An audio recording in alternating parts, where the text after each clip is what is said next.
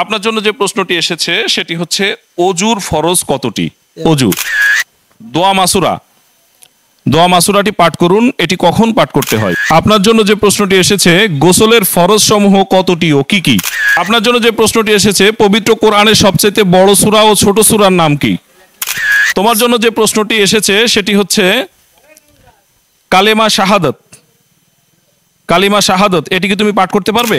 হ্যাঁ। আপনার জন্য প্রথম যে প্রশ্নটি এসেছে মূর্তি পূজা ও মাজার পূজা, এর ভিতরে কি পার্থক্য কি? কোনো পার্থক্য আছে? আপনার জন্য যে প্রশ্নটি পড়েছে আমাদের প্রিয় নবী হযরত মুহাম্মদ সাল্লাল্লাহু আলাইহি সাল্লামের পিতার নাম কি ছিল?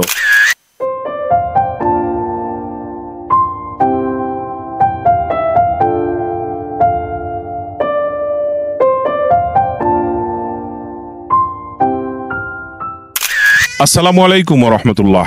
সম্মানিত বন্ধুগণ, দেশ এবং বিদেশে, দূরে এবং কাছে, যে যেখান থেকেই আমাদের অনুষ্ঠান দেখছেন, আপনাদের সকলকে AM টিভি 24 এবং আহমদ মিঠু সত্যের সন্ধানে ফেসবুক পেজ থেকে জানাই আন্তরিক শুভেচ্ছা এবং অভিনন্দন। আশা করছি মহান রব্বুল আলামিন আল্লাহ আপনাদের সকলকে ভালো রেখেছেন, সুস্থ রেখেছেন। আলহামদুলিল্লাহ আমরাও ভালো আছি এবং আজকে আবার আমরা এসেছি প্রশ্নোত্তর পর্ব, জ্ঞানের সন্ধানের আজকের এই পর্বে। আমাদের অনুষ্ঠানের উদ্দেশ্য হচ্ছে ইসলামের বেসিক নলেজ থেকে বিভিন্ন প্রশ্ন মানুষকে করে সেইগুলো জানা এবং জানানো, কাউকে খাটো বা ছোট করা আমাদের উদ্দেশ্য নয়। তাহলে চলুন আজকের পর্ব আমরা শুরু করি। বন্ধুগণ, আমাদের মাঝে আরেকজন প্রতিযোগী ভাই এসেছে, আমরা এখন তার সাথে কথা বলবো। আসসালামু আলাইকুম। ওয়ালাইকুম আসসালাম। একটু জোরে কথা বলবেন। আপনার নাম কি? আমার নাম মোহাম্মদ তামজিদ আলম। মোহাম্মদ তামজিদ আলম, পড়াশোনা করেন? জি। কোথায়? Khulna Khalishpur polytechnic institute. আচ্ছা আচ্ছা, আমরা এসেছি একটা চ্যানেল থেকে। আমরা আপনাদেরকে ইসলামের বেসিক নলেজ থেকে কিছু প্রশ্ন দিব, আপনি যদি সঠিক উত্তর দিতে পারেন আপনার জন্য পুরস্কার থাকবে, আর সঠিক উত্তর না থাকলেও ইনশাআল্লাহ সান্ত্বনা পুরস্কার থাকবে। প্রশ্ন করবো আপনাকে ইনশাআল্লাহ। আপনি আমাদের এখান থেকে একটা প্রশ্ন ওঠান।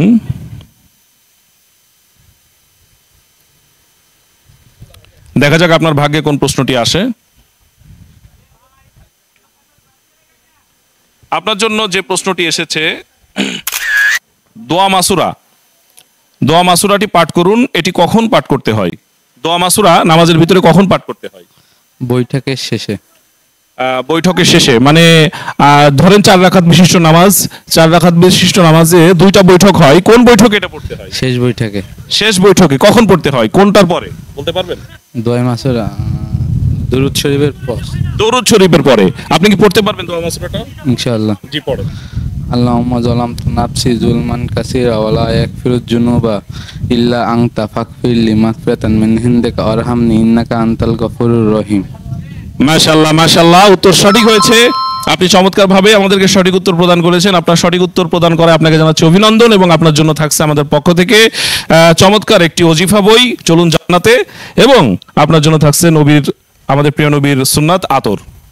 আপনি অংশগ্রহণ করলেন এবং একটা পুরস্কারও পেলেন, কেমন লাগছে আপনার? ভালো, আলহামদুলিল্লাহ। আপনি কি চান এই জাতীয় প্রোগ্রাম আরো বেশি বেশি হোক? জি জি, এরকম এরকম প্রোগ্রাম আরো বেশি বেশি হোক। আপনাকে অসংখ্য ধন্যবাদ। আমাদের মাঝে আরেকজন প্রতিযোগী ভাই আসছেন, আমরা এখন তাকে প্রশ্ন করব। জি ভাই, আমরা এসেছি একটা চ্যানেল থেকে, আমাদের প্রোগ্রামটা হচ্ছে আমরা ইসলামের বেসিক নলেজ থেকে আমরা প্রশ্ন করব। যদি আপনি সঠিক উত্তর দিতে পারেন আপনার জন্য পুরস্কার থাকবে, সঠিক উত্তর না হলেও পুরস্কার থাকবে ইনশাআল্লাহ। আমরা কি প্রশ্ন করব আপনাকে? অবশ্যই অবশ্যই। আচ্ছা, আপনি এখান থেকে একটা প্রশ্ন উঠান আগে, দেখা যাক আপনার ভাগ্যে কোন প্রশ্নটি আসে।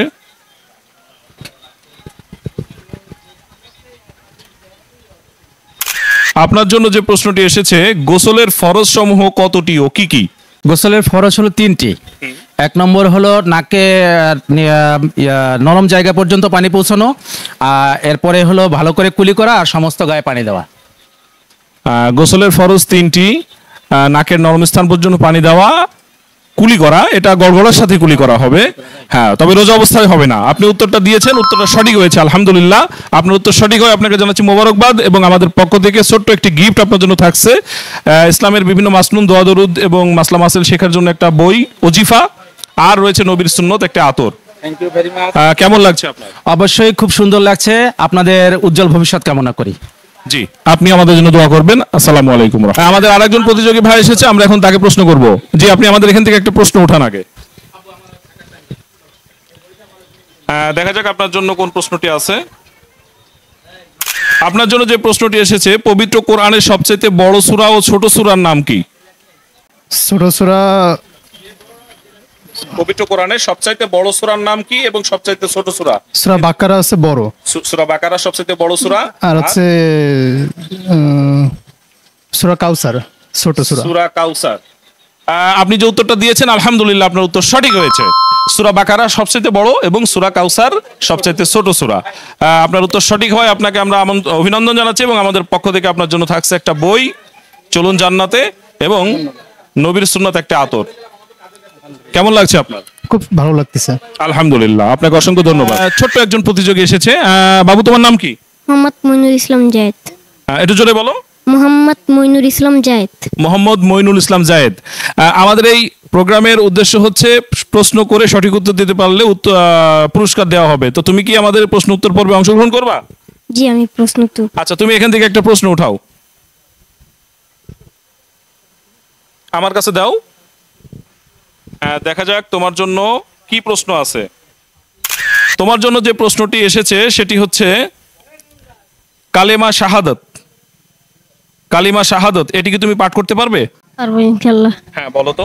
কালিমা শাহাদাত আশহাদু আল্লা ইলাহা ইল্লাল্লাহ আশহাদু আল্লা ইলাহা ইল্লাল্লাহ মুহাম্মাদুর রাসূলুল্লাহ ওয়াহদাহু লা শারীকা লাহু ওয়াহদাহু লা শারীকা লাহু আদানা মুহাম্মাদান ওয়া আশহাদু আন্না মুহাম্মাদার রাসূলুল্লাহ আবদুহু রাসূলুল্লাহ। আচ্ছা আচ্ছা, আলহামদুলিল্লাহ। আমাদের এই ছোট্ট প্রতিযোগী আমাদেরকে যে উত্তরটা দিয়েছে কালিমায়ে শাহাদাত, কালিমায়ে শাহাদাত সে একটু বলতে যে সে ছোট মানুষ হিসেবে বলতে যে একটু হয়তো ঘাবড়ে গিয়েছিল, একটু বেঁধে গিয়েছিল, কিন্তু আসলে সে এটা জানে। আলহামদুলিল্লাহ, তুমি যে উত্তরটা দিয়েছো তোমার উত্তর সঠিক হয়েছে। তোমাকে অসংখ্য অসংখ্য মোবারকবাদ। আমাদের আজকের এই প্রতিযোগিতার সবচাইতে ক্ষুদে প্রতিযোগী তুমি ছিলে। তোমার জন্য রয়েছে আমাদের পক্ষ থেকে, তুমি যাতে জানতে পারো আরো অনেক কিছু, যেন ইসলামের অনেক বিষয় সম্পর্কে জানতে পারো, সেজন্য তোমার জন্য একটা বই রয়েছে, তুমি পড়বে। আর তোমার জন্য রয়েছে একটি আতর। তোমার কেমন লাগছে? আলহামদুলিল্লাহ, ভালো লাগছে। আলহামদুলিল্লাহ, শুকরিয়া।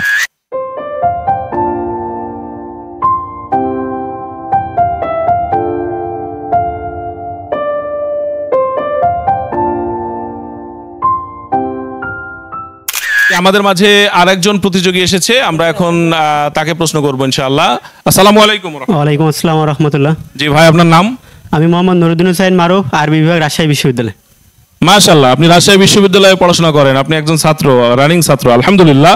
তো আমরা এসেছি একটা চ্যানেল থেকে, AMTV24, এবং আমরা ইসলামের বেসিক নলেজ থেকে আমরা বিভিন্ন প্রশ্ন মানুষকে করে থাকি। এটা আমাদের উদ্দেশ্য হচ্ছে ইসলামের বেসিক নলেজ সম্পর্কে মানুষকে জানা এবং জানানো।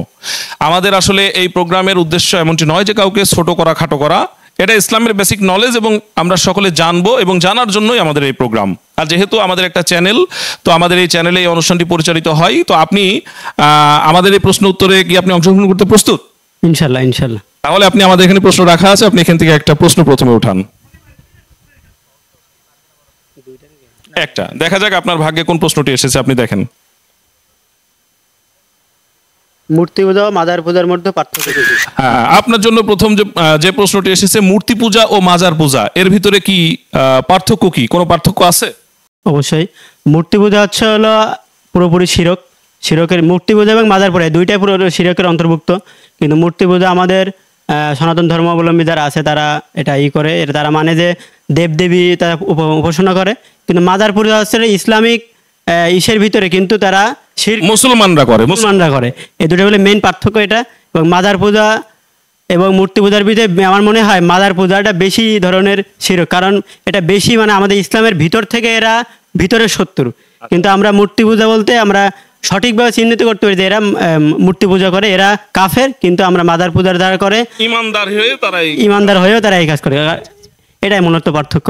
আলহামদুলিল্লাহ, আলহামদুলিল্লাহ ভাই, আপনি যে উত্তরটা দিয়েছেন আপনাকে অভিনন্দন জানাচ্ছি। খুব চমৎকারভাবে আপনি উত্তরটি প্রদান করেছেন। আসলেই মূর্তি পূজা যারা করে তারা হচ্ছে ইসলাম সম্পর্কে অজ্ঞ থাকার কারণে তারা নিজ হাতে তৈরি করা মূর্তির সামনে তারা মাথা নত করে। এটা হচ্ছে তাদের অজ্ঞতা থেকে তারা এটা করে, যদিও এটাও শিরক, এটাও বড় ধরনের শিরক।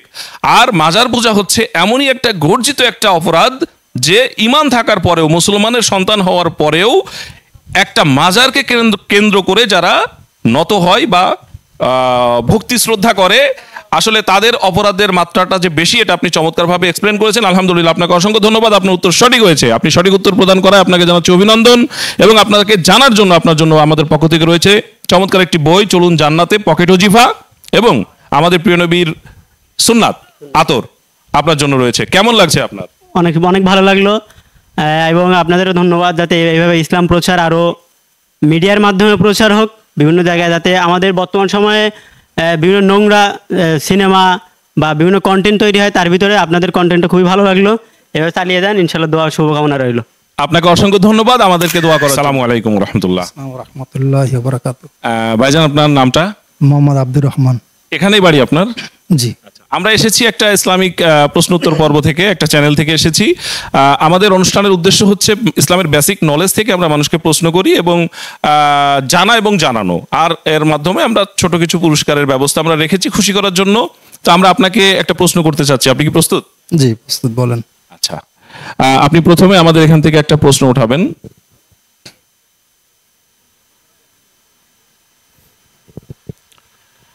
আপনি প্রথমে আমাদের এখান থেকে একটা প্রশ্ন উঠান, দেখা যাক আপনার জন্য কোন প্রশ্নটি ওঠে। এখানে সব প্রশ্ন লেখা আছে। আপনার জন্য যে প্রশ্নটি এসেছে সেটি হচ্ছে অজুর ফরজ কতটি?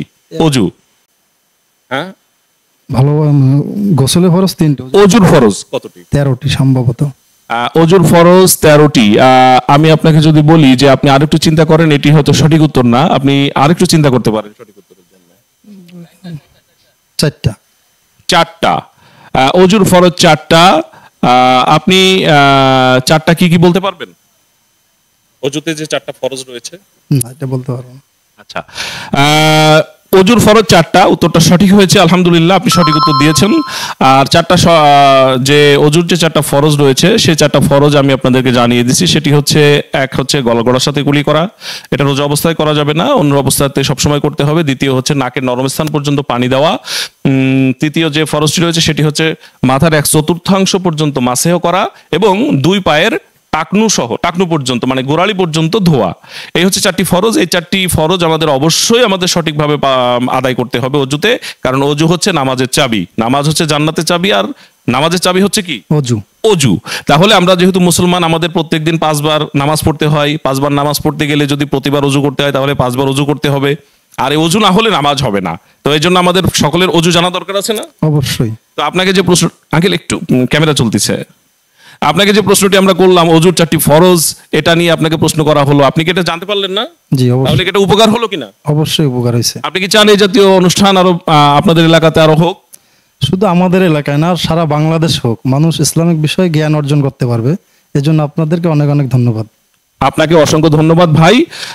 জি দর্শক, আমাদের ভাই সঠিক উত্তর প্রদান করেছে এবং সঠিক উত্তর প্রদান করাই ভাইকে আমরা জানার জন্য, ভাইয়ের জন্য রয়েছে, আপনার জন্য রয়েছে আমাদের পক্ষ থেকে একটা চমৎকার পকেট ওজিফা। এখানে আপনি অনেক কিছু দোয়া, ইসলামের মাসনুন, দোয়া দরুদ, অনেক কিছু আপনি জানতে পারবেন। অজুর ফরজ যেমন বললাম এটাও আপনার এখানে রয়েছে, সাথে আপনার জন্য রয়েছে নবীর একটা সুন্নত আতর। কেমন লাগছে আপনার?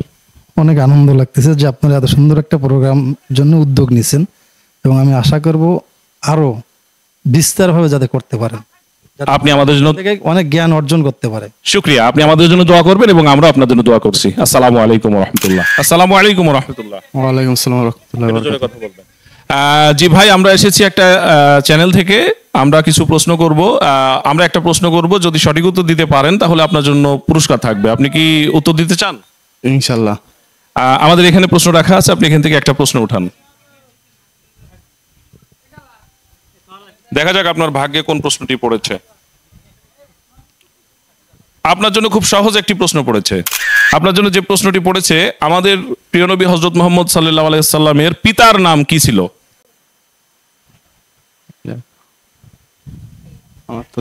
নবীজির বাবার নাম কি ছিল? এটা তো জানি না। আব্দুল্লাহ। আব্দুল্লাহ।